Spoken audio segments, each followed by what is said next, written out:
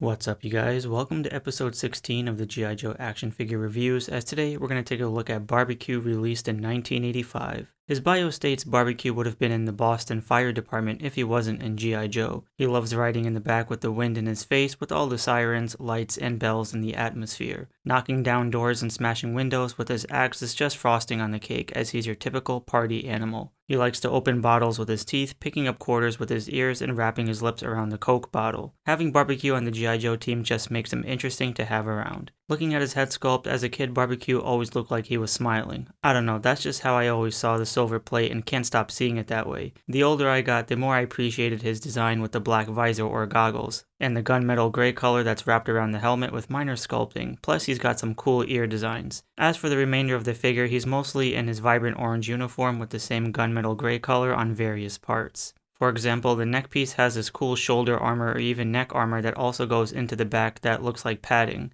You'll also notice the oxygen tank in the front for respiratory purposes, and it's sculpted very nicely, but after seeing the classified version, I'll give them a point for that modern update. Kinda wish there was a little more clear idea of how he's getting that air into his helmet, but it's fine. The right arm has a silver patch and the left arm has a gray supposed pouches or some kind of compartment to store equipment or smaller pallets. But if you look closely underneath the tank, you'll notice the jumpsuit has creases and a zipper line on the torso. Other than that, his arms are all orange with the gray wrist cuffs, which looks a bit poofy to show how the suit is a bit baggy on him. His belt has some good details, but it's blended in with the gray, so it's a bit hard to see. But his right leg has this gray strap with some kind of device that I have no clue what it's utilized for, on top of a little stripe going from top to bottom. And the left leg has the same thing, kinda, but smaller, and looks like a pouch, but not really.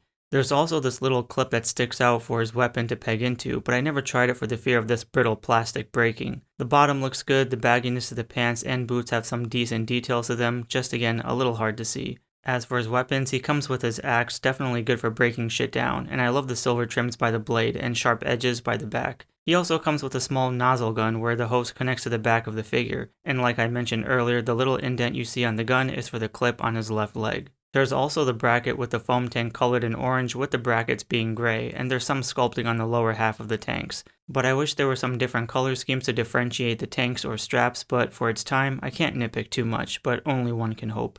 At least the classified version did some kind of justice to it. Overall, Barbecue was a figure I didn't really like too much as a kid, but as I got older, it became a pretty cool one. If you've seen the animated series, you'll know that he has this orange afro or curly hair, which would have been cool to have as an alternate head, but for its mystery, it's more menacing this way. Plus, I remember assuming Barbecue's voice sounding very robotic, but maybe he still can be. So with that said, let me know in the comments below what you think about this figure, and be sure to give a like and subscribe for more reviews.